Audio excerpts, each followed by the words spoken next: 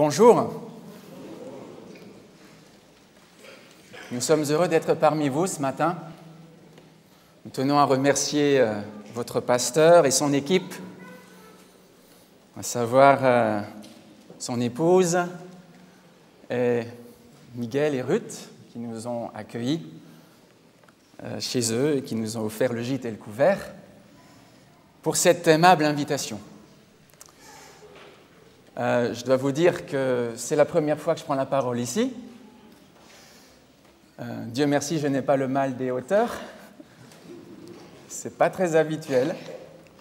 D'autant que chez nous à Lille, c'est l'inverse. Le pasteur est presque plus bas que l'assemblée. Donc c'est une différence de perspective, on va s'y habituer rapidement. Le thème de la journée.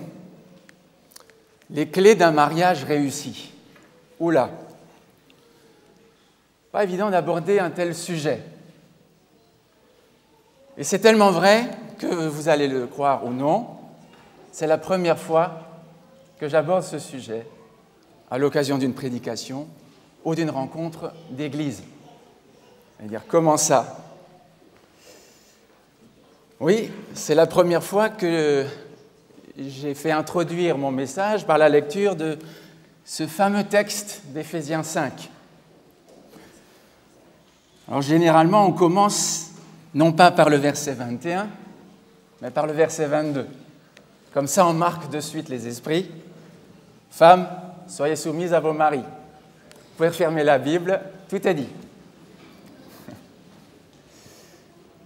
Et c'est vrai, par crainte de tomber dans un cliché, de soulever des préjugés, d'irriter mon assemblée, peut-être de réveiller quelques susceptibilités, je me suis dit, je vais laisser ce texte de côté et j'éviterai bien des ennuis.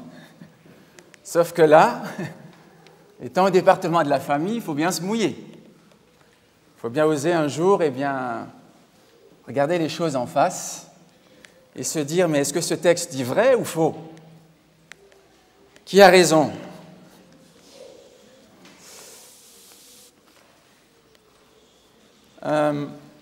Les clés d'un mariage réussi. Alors, je me suis permis d'apporter avec moi 3 grosses clés. Peut-être qu'elles pourraient convenir à la porte de votre église. Bon, je dis bien les clés parce qu'il y en a plusieurs. Aujourd'hui, nous parlerons de 3 clés.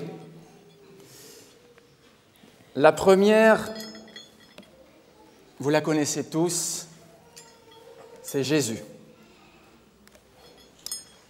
Je ne vais pas m'étendre sur ce sujet, bien que ce soit le sujet essentiel, mais je pars du principe que je m'adresse à des couples chrétiens ou à des membres d'église, ou à des sympathisants, ou à des gens qui lisent la Bible et qui en connaissent le message, en tout cas qui sont en train de le découvrir, et qui ont compris que Jésus est la clé, la plus grosse. Mais ce matin, mon message portera sur une deuxième clé, bien sûr,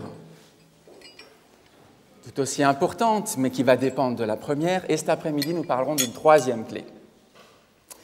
Pour ce matin, je vous laisse découvrir. Pour cet après-midi, je peux déjà vous l'annoncer. C'est la communication dans le couple. Et dans la famille, on peut l'élargir. Ceux qui ne sont pas encore mariés ou qui peut-être songent au mariage sont aussi les bienvenus cet après-midi. Parce que la communication, ça touche tout le monde. Et c'est la première cause de rupture conjugale. Ça a été constaté. Bon, donc je n'invente rien. Oui, parler du mariage, dit-on parfois, c'est prendre des risques. C'est peut-être marcher sur des œufs, mais ce matin, je vais le faire. Et j'espère même quitter, les sables mouvants pour m'avancer sur des terres fermes, sur des sentiers éprouvés, sûrs. Alors, quelqu'un a dit Les femmes espèrent que les hommes changeront après le mariage, mais ils ne changent pas. Les hommes espèrent que les femmes ne changeront pas, mais elles changent.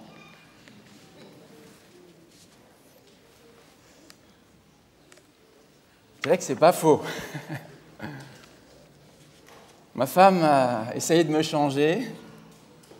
Pendant des années, elle s'y est appliquée. Rien à faire. C'est quand elle a cessé de vouloir me changer que s'est passé un miracle. Inversement, il n'y a pas si longtemps, j'ai été bouleversé lorsque j'ai vu ma femme rentrer à la maison avec les cheveux courts, très courts. Surtout que le jour où je l'ai rencontrée, vous imaginez bien qu'elle avait une chevelure interminable. Voilà. C'est une réalité de la vie quotidienne. Mais le quotidien change et nous change.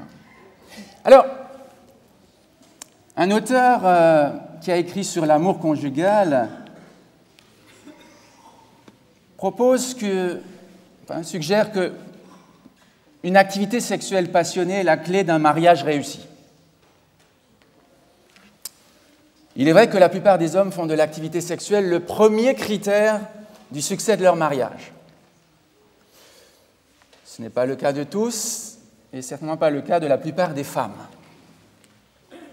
Bien que l'intimité sexuelle entre mari et femme soit le symbole de l'union de deux vies, nous ne devrions pas la considérer comme le fondement du mariage. Alors, que devrions-nous considérer comme le fondement du mariage ? La plupart des gens répondront « l'amour ». C'est une réponse, mais peut-être pas suffisante. Une réponse partielle, car si le mariage est basé sur l'amour, qu'arrive-t-il quand l'un ou l'autre dit « je ne t'aime plus, je n'éprouve plus rien pour toi, mes sentiments ont disparu ». Alors on arrête tout ? On fait les valises, on se sépare. La base de la relation entre un homme et une femme qui ont choisi de passer leur vie ensemble doit être autre chose que simplement l'amour. Alors vous allez me dire, oui, mais tu as parlé de la première clé, c'est l'amour en Jésus. Ok, donc ça implique d'autres choses. Alors, si l'amour ne suffit pas, eh bien, que faut-il d'autre ? Les couples qui vivent ensemble sans être mariés peuvent très bien se manifester l'un à l'autre de l'amour, n'est-ce pas ? Mais ils refusent de s'engager. Il s'ensuit donc que ce qui sanctifie le mariage, cette union à vie entre un homme et une femme, n'est pas seulement l'amour que se portent l'un à l'autre un homme et une femme, mais aussi l'engagement pour la vie qu'ils ont pris l'un envers l'autre. Ce sont les promesses de fidélité qui fondent le mariage. Et la fidélité de l'homme envers sa femme repose sur la fidélité de Dieu envers l'homme. C'est aussi vrai pour l'épouse. Le ciment qui fait tenir le mariage, c'est l'engagement. Ce sont les vœux de fidélité. Ce n'est pas l'amour, quoi qu'on en dise. Ce n'est pas la passion romantique. Ce n'est pas l'activité sexuelle. Vous savez, en Asie du Sud, il est de coutume que les parents choisissent un partenaire pour leurs enfants. Et c'est encore vrai aujourd'hui, dans certaines contrées. Et un collègue, justement, inconnu, qui a vécu là-bas un certain temps, eh bien, a connu des situations qui nous semblent tout à fait renversantes, inacceptables. Un jour, ce collègue a visité un jeune marié qui lui a avoué qu'il ne connaissait pas sa fiancée, mais qu'il avait réussi à la voir une fois de loin. Ce qui s'est passé dans ce petit village cet après-midi-là, en Inde, quand ils se sont mariés, ce n'est pas tant une histoire d'amour, on est d'accord, qu'une histoire d'engagement basée sur le respect du choix des parents et, il va sans dire, de l'institution du mariage. Ça n'a pas forcément été facile au début, mais avec le temps, au sein de cet engagement, l'amour est né dans le couple. Un autre jeune homme, professeur d'école, est tombé amoureux d'une jeune fille dans cette même région. Il espérait que son père la lui donnerait pour épouse. Mais au moment d'évoquer un projet de mariage, son père lui a dit qu'il a finalement choisi une autre fille pour lui et qu'elle était certainement mieux que celle à laquelle il s'était attaché. Le fils fut déçu, mais il se résigna à accepter le jugement de son père. Après le mariage, ce fils, obéissant, ramena sa jeune épouse au campus. Leur premier sabbat ensemble, ils s'assirent sur le même banc, mais avec beaucoup de gêne, et laissèrent entre eux une certaine distance. On ne s'attend pas à ça de la part de jeunes mariés, n'est-ce pas? Pourtant, alors que les semaines et les mois passaient, le couple commença à se rapprocher. Et aux dernières nouvelles, c'est récent, leur foyer est toujours un foyer heureux. Et il tient bon. L'engagement est venu en premier, l'amour est né ensuite. On me dirait, ça ne se passe pas forcément toujours comme ça. Mais vous voyez, là, dans cette culture, eh bien, on s'en accommode. Et on vit avec. Et on ne vit pas forcément moins bien ou malheureux. Alors, il pouvait hocher la tête en disant « Jamais, jamais, je ne suis pas d'accord ». Et puis, ici, on est en Occident, on est en Europe, en France. C'est vrai, c'est vrai. Mais les rêveries et les fantasmes romanesques font très mauvais ciment pour maintenir un mariage, n'est-ce pas? On n'y arrive pas forcément mieux qu'eux. Ces jours-ci, le mariage, il faut le dire, est sur une pente glissante. Qu'est-il arrivé à cet engagement? Est-il encore un engagement? D'aimer, d'honorer, de chérir l'autre, l'élu de son cœur, jusqu'à ce que la mort nous sépare. Actuellement, on le sait, les statistiques sont impartiales et implacables. 50% de tous les mariages se terminent par un divorce. Je ne vous apprends rien. C'est dire que les gens manquent plus facilement à leur vœu de mariage qu'au remboursement de leurs prêts immobiliers. Si le mariage doit continuer à être l'institution sacrée que Dieu a établie, eh bien, il est impératif que nous tournions maintenant vers la parole de Dieu pour y découvrir quel était son projet en ce qui concerne la relation homme-femme. Faire autrement, c'est aller vers la conformation et peut-être l'acceptation de l'inacceptable. Au commencement, le mariage se faisait entre déjà un homme et une femme. Le Seigneur Dieu a dit « Il n'est pas bon que l'homme soit seul, je lui ferai une aide qui soit son vis-à-vis. » Et donc, il créa les humains à son image, à savoir un homme, une femme. Il les bénit et leur demanda de se multiplier, d'être féconds, de remplir la terre, de la soumettre. Cette relation était unique. À la différence de l'union de la majorité des autres créatures du monde animal, Dieu voulait que cette union soit pour la vie.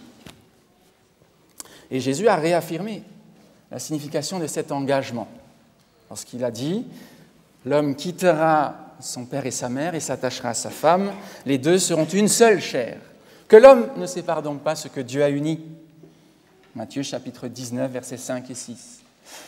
Non, Dieu n'a pas créé Adam et Ève pour les placer dans le jardin d'Éden afin qu'ils vivent ensemble en espérant que leurs hormones agissent un jour et qu'ils tombent amoureux l'un de l'autre. Ils étaient là, l'un pour l'autre. Dieu les a choisis l'un pour l'autre. Il a créé Ève et l'a conduit vers Adam pour les marier. Le mariage était pour eux une relation à la vie et à la mort. plus tard. Cependant, le dessein originel de Dieu, bien sûr, a été court-circuité, perverti. Une première perversion de cette relation fut la polygamie. Un homme, plusieurs femmes. Et puis ensuite, ça a été toutes sortes d'aventures, comme celle de Samson, qui s'adresse à ses parents leur disant « Prenez cette femme pour moi, c'est elle qui me convient, je la veux. » Je ne reviens pas sur le contexte. Et rapidement, pendant les siècles qui suivirent, les femmes virent leur statut aussi se dégrader. Et périodiquement, elles furent même traitées comme des biens, des possessions. Maintenant, plusieurs millénaires plus tard, l'institution du mariage est en péril. Beaucoup de gens sont de plus en plus tolérants envers le mariage entre deux personnes du même sexe, et même s'ils ne sont pas d'accord, ils lui donnent leur appui tacite. On met de côté la norme biblique, et c'est la société qui établit ces normes ou ces valeurs. La bonne mesure serait-elle en train de disparaître, ainsi que le bon sens ? Le temps est venu où chacun doit décider de l'autorité qui va façonner sa vie, qui va conduire ses choix. Les Écritures ou la culture contemporaine ? Les médias sont intrusifs, les médias sont puissants à notre époque. Les médias nous mettent au défi de penser autrement que ce qui nous est demandé de penser. Vous savez, tout est manipulé, jusqu'aux émissions qui semblent les plus, les plus honnêtes. Ma fille a participé à un plateau, je ne dirai pas sur quelle chaîne, avec son école. Et on manipule jusqu'au public qui se trouve derrière les personnes qui débattent d'un sujet hautement sensible. Et c'était le sujet en question. Et il y a un animateur qui dit au public présent, qui est filmé par les caméras, à quel moment applaudir et à quel moment se taire. Et s'il faut se lever, c'est l'animateur qui dit quand il faut se lever. Bon, peut-être que vous n'ignorez rien de tout cela, mais sachez que nous sommes manipulés par les médias. Et alors, bien sûr, on va demander au public de siffler, donc ils n'ont même pas le choix. Vous ne voulez pas suivre les indications, vous pouvez sortir, vous ne restez pas là. Donc ils n'ont même pas le choix. Quand il faut siffler, on siffle. Quand il faut applaudir, on applaudit. Quand il faut lever, faire une ovation, on se lève et on fait une ovation. Donc déjà, tout est prévu à l'avance. Donc, comme dit, pas facile aujourd'hui d'avoir une pensée libre, indépendante, courageuse, forte, sur différents sujets, notamment celui-ci. La Constitution de nombreux pays a immortalisé le concept que toutes les personnes sont égaux en droit, et c'est une très bonne chose.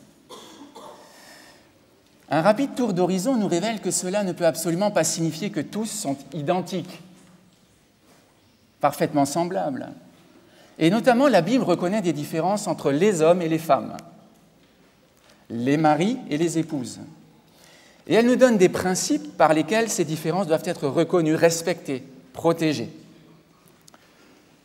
Et peut-être parce qu'aussi on tend à vouloir gommer ces différences qu'on se retrouve avec dans des situations invivables. Alors il y a deux passages qui sont importants sur le sujet, deux passages bibliques qui traitent des relations hommes-femmes.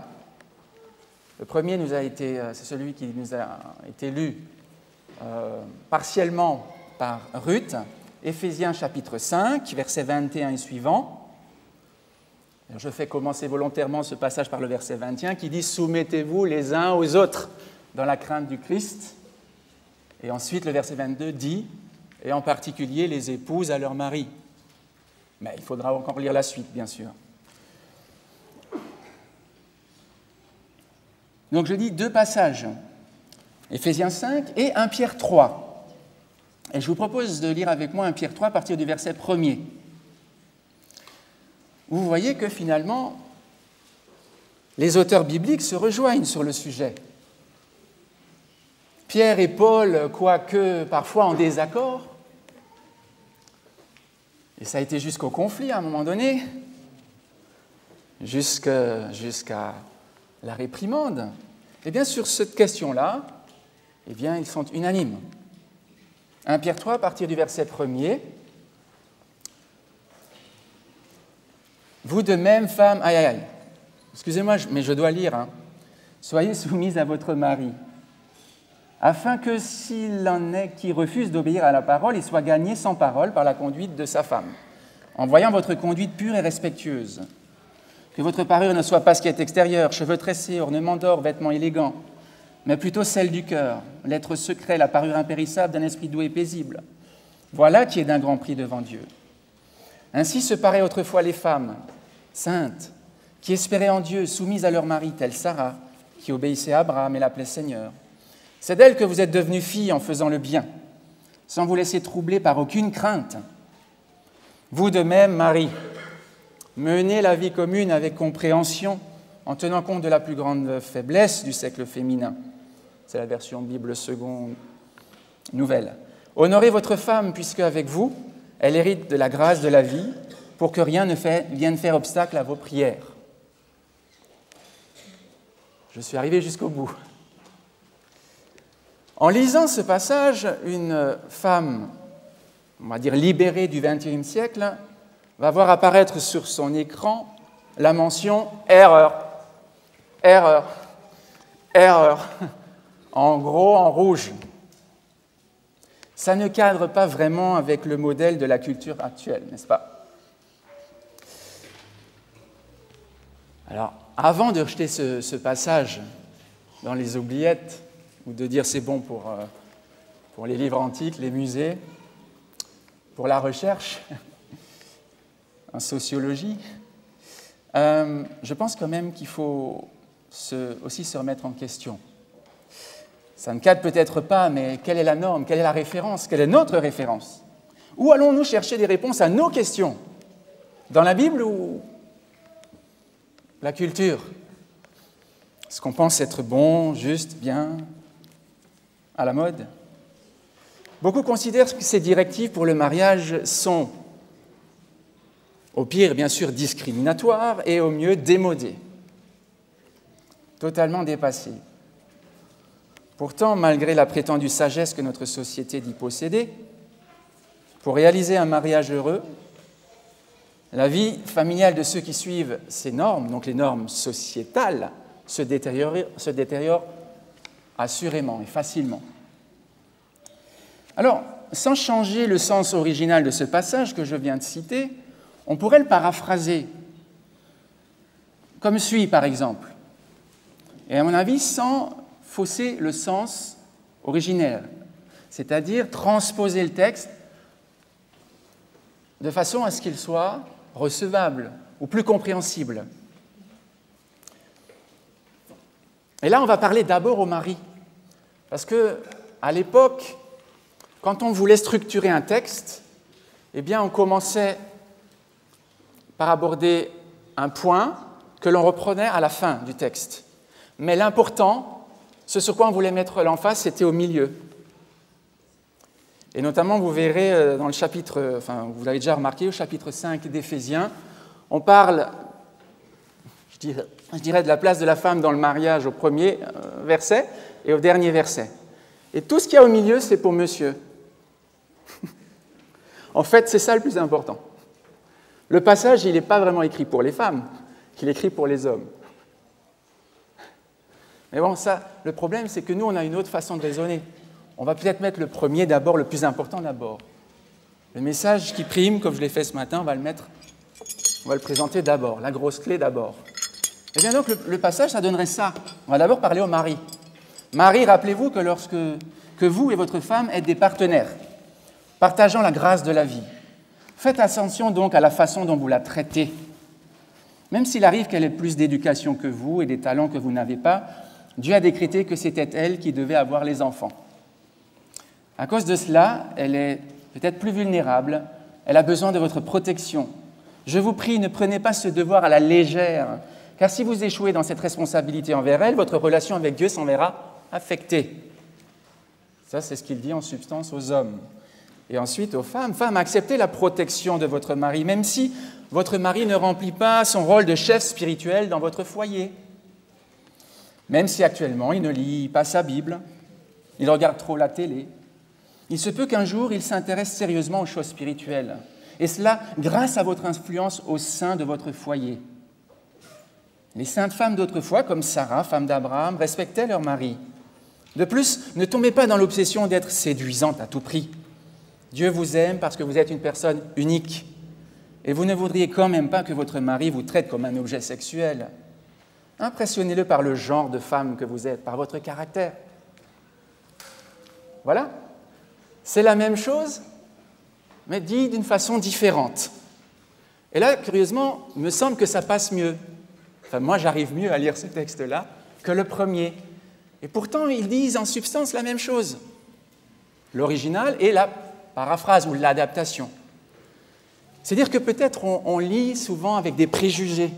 On est forcément un cran, parce qu'on a certaines idées en tête, fondées ou non.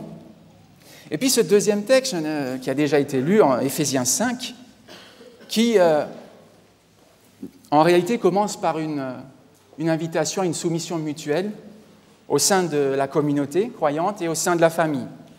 Et ensuite invite les épouses à suivre leur mari, en fait.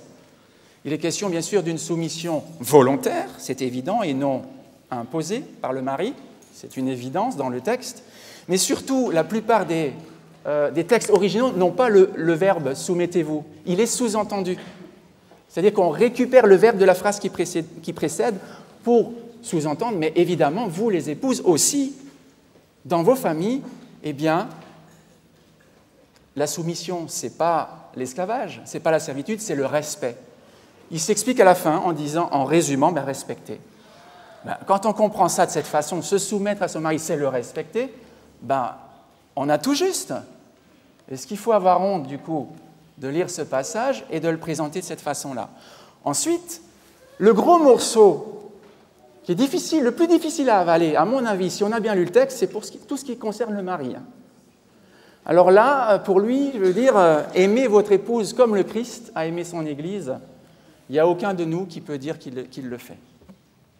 Par contre, je suis sûr qu'il y a peut-être ici des épouses qui peuvent dire, moi, je respecte mon mari. Je le respecte. Et même s'il ne fait pas toujours ce qui me convient, et même s'il arrive d'être maladroit, d'être rude, d'être désagréable, je le respecte. La grand-mère de mon épouse a respecté son mari au sens le plus fort du terme pendant 50 ans. Alors qu'il la battait. C'était son mari, elle le respectait. Et quand elle sortait avec lui, elle n'en disait mot. Alors c'est vrai que ce n'était pas à ce point que, mais quand même, elle avait toutes les raisons de divorcer. Elle aurait pu le faire 100 fois. Mais elle a décidé de respecter son mari. C'est-à-dire de défendre aussi sa dignité en public, dans la mesure du possible, bien sûr. C'était, je vais dire, une autre époque. Peut-être. Mais en tout cas, cet homme a changé. À l'âge de 50 ans, il a changé du tout au tout. Il a décidé de ne plus jamais toucher à un verre d'alcool. Parce que c'était toujours sous l'effet de l'alcool qu'il était violent. Et elle a découvert un autre homme. Et ils ont vécu longtemps et heureux. Pendant encore 35 ans, enfin une trentaine d'années. Et cet homme, moi je l'ai connu, c'était un homme doux, calme, agréable. Et quand il est mort, elle était dans un chagrin indescriptible. Elle s'en est toujours pas remise. Le plus dur, c'est pour les hommes. Parce que croyez-moi, messieurs, si vous aimez votre épouse, comme le Christ a aimé l'Église, elle ne peut que vous admirer. Ce ne sera pas juste du respect, ce sera de l'admiration, ce sera du dévouement, ce sera de la collaboration joyeuse. Allons donc. Alors ces textes sont-ils si démodés que cela? Je commence à en douter. C'est vrai qu'il y a des hommes qui en ont abusé, pour prouver qu'ils étaient les patrons chez eux les plus forts. Ils en ont fait une interprétation faussée. Oui, il y a une hiérarchie dans le ciel. Oui, il y a une hiérarchie sur la terre, certes. Mais l'important, c'est le respect mutuel et c'est le désir de rendre l'autre heureux. Dans une relation basée sur l'engagement à vie entre un homme et une femme, l'homme est appelé à être le protecteur de l'épouse. Il en prend soin, dit un texte biblique, et la nourrit, c'est celui d'Éphésiens 5. La famille, et la femme d'abord, est invitée à accepter sa protection, donc à se placer volontairement sous sa protection. Et elle ne peut pas jouir de sa protection si elle ne le respecte pas. Le mari n'est pas chef en vertu d'une... Quand je dis chef, c'est tête ou responsable, en vertu d'une qualité intrinsèque. C'est Dieu qui lui donne cette place-là. C'est parce que le Christ est son modèle et que le Christ est le chef de l'homme ou a autorité sur l'homme, que l'homme, d'une certaine façon, peut avoir autorité sur sa famille. Je parle d'une saine autorité, cela va sans dire. Le mari qui exerce son autorité à la manière d'un dictateur n'a pas reçu son mandat de Dieu. Le mari qui considère sa femme comme une cuisinière, une blanchisseuse, une gardienne d'enfants, une partenaire sexuelle privée, et rien de plus, commet une grave erreur. Et Dieu, qui lit au cœur, met le doigt sur la faiblesse des maris quand par le Saint-Esprit il leur demande d'aimer leur femme. La tendance d'un mari n'est pas d'aimer sa femme, mais de l'utiliser. Quand un homme aime sa femme, la pureté de celle-ci devait être son premier souci, son intégrité physique et morale. Si nous aimons nos femmes, nous devons haïr la plus petite chose qui puisse la salir ou lui faire du mal. Il y a malheureusement des hommes qui volontairement exposent leurs femmes à des films grivois, des magazines licencieux, des images indécentes ou obscènes, par exemple. C'est à la mode, ça aussi, n'est-ce pas? Ils se justifient en disant mettre ainsi un peu de piment dans leur intimité. Si un homme attire sa femme de la moindre chose qui peut la tenter, la déshonorer ou la rabaisser, il n'a pas la bénédiction de Dieu. Le Saint-Esprit exhorte l'homme à aimer sa femme et il demande à la femme de respecter son mari. Beaucoup de femmes proclament qu'elles ne veulent pas ou ne peuvent pas respecter leur mari. On peut les comprendre. Mais pourtant, le commandement l'exige. Non à cause de ce qu'il est, mais de ce qu'il représente. Imaginez un instant un gendarme de la route qui arrête votre véhicule. L'uniforme de l'agent est sale, froissé. Son attitude est désagréable. Alors je lui dis que je l'ignore et je ne tiens pas compte de ce qu'il me dit. N'est-ce pas? Parce que sa tenue est négligée. Non, je me soumets malgré tout à ses ordres, quelle que soit son allure, quelle que soit sa façon de me parler. Vous voyez, ce qui suscite mon respect, ce n'est pas la personne, là, mais c'est ce qu'elle représente. Ce n'est pas l'homme de loi, mais la loi qui le soutient, ou qui est derrière lui, et qui le représente. Un jour, alors que je fendais du bois, une bûche est tombée sur mon orteil. Je peux vous dire que ça faisait mal. Ça fait très mal. Et ce jour-là, eh bien, j'aurais pu courir aux urgences et demander une amputation de ma jambe ou de mon pied. Vous allez dire, mais c'est n'importe quoi. L'orteil, ça suffit. Ou alors peut-être il y a encore une autre solution, c'est la chirurgie. Mais non. Réfléchissons un peu. Là aussi, quand le mariage semble se désintégrer, quand il y a des difficultés, certains pensent tout de suite au divorce. Ok, le divorce existe, on le sait. On l'a peut-être vécu. Et je crois qu'on ne l'a pas forcément voulu. Le divorce, oui, est une option. Pas toujours biblique, mais c'est une option quand même. D'ailleurs, même Jésus ouvre une porte. Je n'entre pas sur ces considérations-là. Dans certains cas, oui, le divorce peut être considéré. Mais malheureusement, souvent, c'est la première option où on y pense à partir du moment où on éprouve les premières difficultés. J'ai été le témoin, nous avons été les témoins à maintes reprises de ce qu'un divorce peut faire dans la vie d'une famille. On sait par expérience le tort fait aux enfants et aux adultes. Et c'est un tort permanent.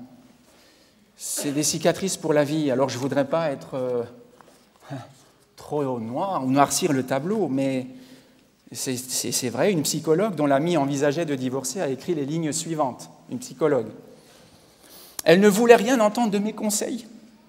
Elle avait déjà fait son choix. Alors, entre amis, nous avons rédigé une petite liste à son intention, une liste de problèmes que nous avions toutes connus après nos divorces et que nous aurions souhaité envisager avant de prendre cette décision radicale. Nous étions toutes passées par cette expérience douloureuse et nous avions également assisté à l'effondrement du second mariage de beaucoup de nos amis et de nos proches. Alors là suit une liste assez intéressante. Je ne vais pas être trop long, mais premier point qu'elle développe à l'intention de son ami. Vous n'imaginez pas, ou tu n'imagines pas, combien ta vie sera bouleversée par cette rupture. Le partage des biens, le partage des enfants. Et puis après, il faudra assumer toutes les responsabilités du foyer, veiller au bien-être des enfants, les conseiller, les éduquer, les reprendre. Le stress va augmenter forcément. Et puis, on va se battre avec un agenda toujours plus compliqué, parce qu'il faudra effectivement alterner les gardes, et ainsi de suite, et ainsi de suite. Vous ne en sortirez même pas le jour où ils quitteront la maison pour se marier, car les problèmes vont ressurgir avec les petits-enfants. Deuxième point qu'elle développe, vous ne connaîtrez plus jamais l'insouciance de vos premières années. À chaque anniversaire, mariage, enterrement, les souvenirs les plus douloureux vont remonter.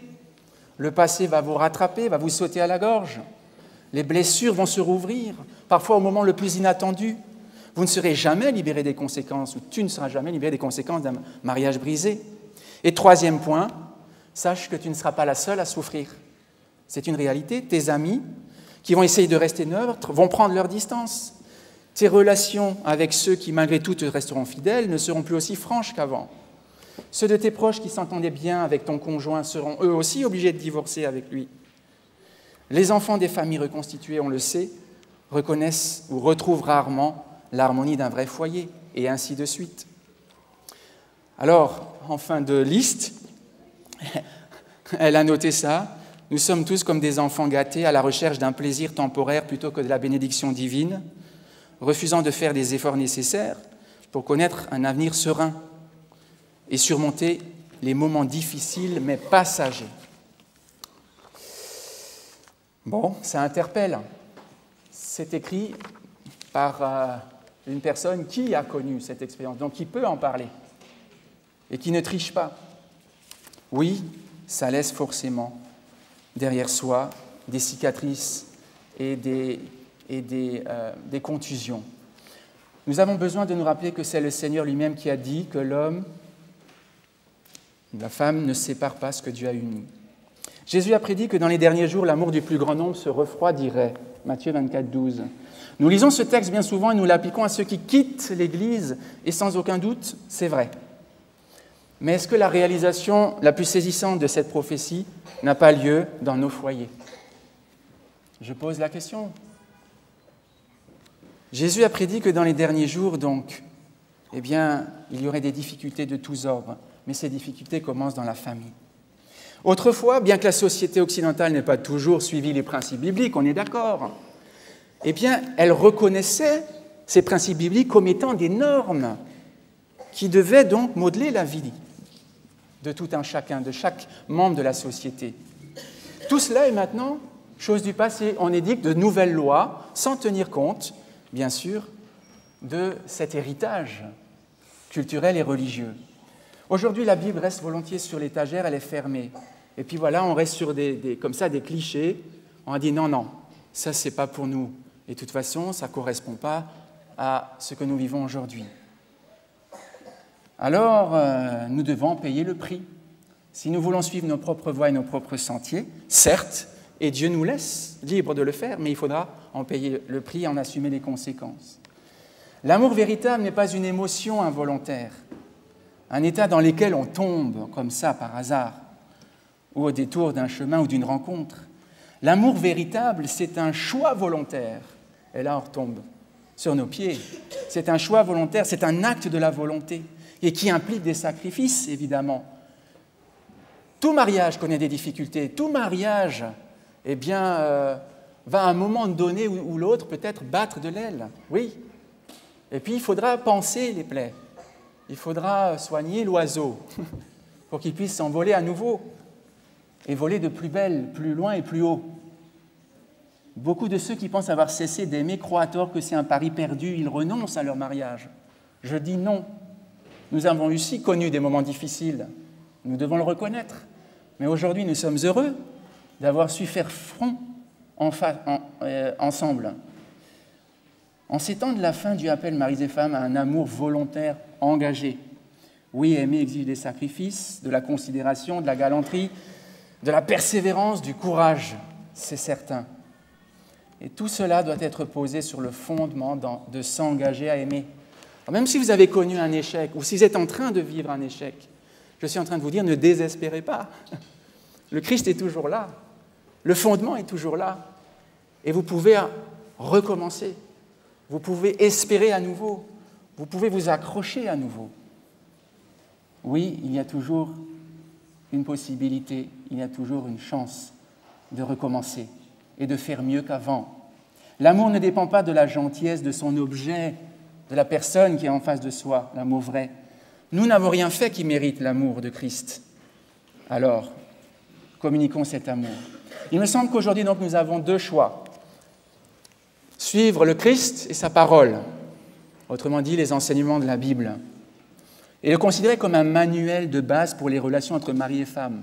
Peut-être qu'il faut juste réadapter les phrases, la façon de dire les choses, pour que ce soit recevable de la part de tous. Mais soit on va suivre ce chemin-là, soit on va baser ses choix sur les coutumes actuelles, sur les modes, sur le consensus sociétal. Alors, une chose est sûre, de mon point de vue, la parole de Dieu ne trompe pas. Elle indique à chacun son devoir. Christ a fait le sien. Il nous a sauvés parfaitement. Il demande maintenant aux maris, c'est d'abord à eux qu'il s'adresse, c'est très important, aux hommes d'être des hommes, courageux, forts, aimants, persévérants, ne se laissant pas abattre par les difficultés, capables de surmonter les obstacles qui se dressent entre lui et son épouse, lui et ses enfants. Ça, c'est la première interpellation. Et ensuite, aux femmes, aidez votre mari à donner le meilleur de lui-même. Soutenez-le, encouragez-le, acceptez qu'il porte des responsabilités. Encouragez-le à le faire, qu'il soit votre protecteur et votre bienfaiteur aussi. Valorisez-le, aimez-le, respectez-le. Il en va de notre bonheur à tous, du bonheur de nos enfants et du bonheur de l'Église. Au-delà de ça, ce qui est terrestre et passager, il en va de notre bonheur éternel. Amen.